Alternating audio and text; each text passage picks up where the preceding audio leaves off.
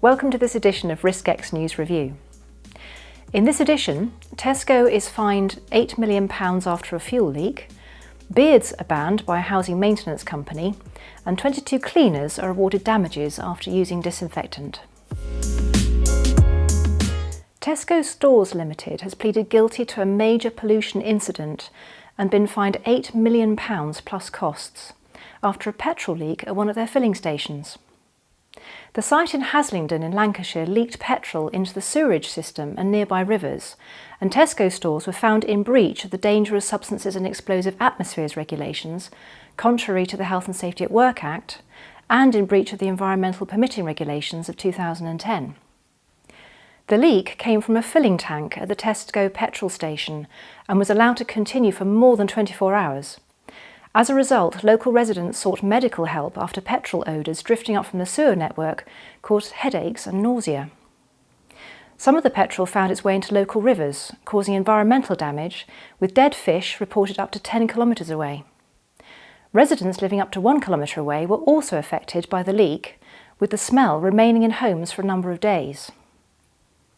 County Councillor Albert Atkinson, the Deputy Leader of Lancashire County Council, said, "The fact that the leak was allowed to continue for more than 24 hours undoubtedly contributed to a risk of harm to people living and working nearby, as well as emergency services and other professionals attending the incident."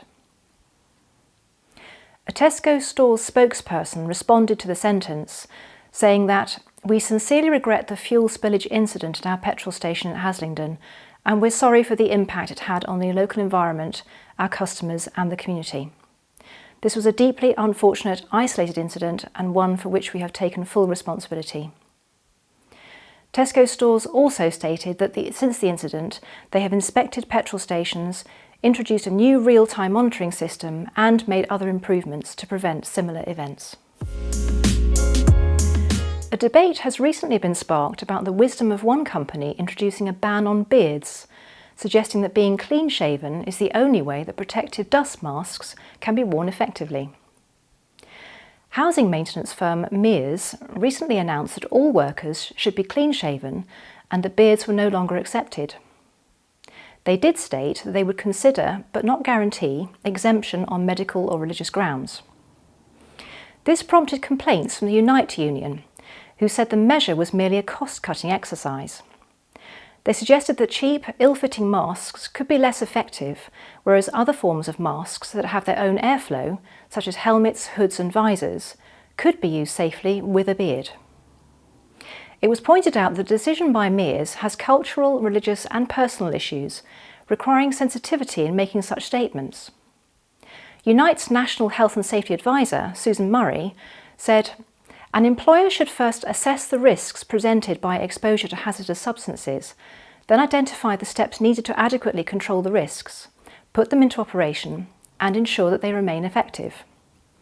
The use of respiratory protective equipment may be one of the control measures, but the wearing of face masks should be a last resort and priority should always be given to eliminating the risk." She added, "Before any policy is introduced, there should be full and proper consultation. It is crucial that the policy recognises the diversity of the workforce and the principle that workers should be consulted and given a choice of several correctly specified types of respiratory protective equipment so they can choose the one that they like."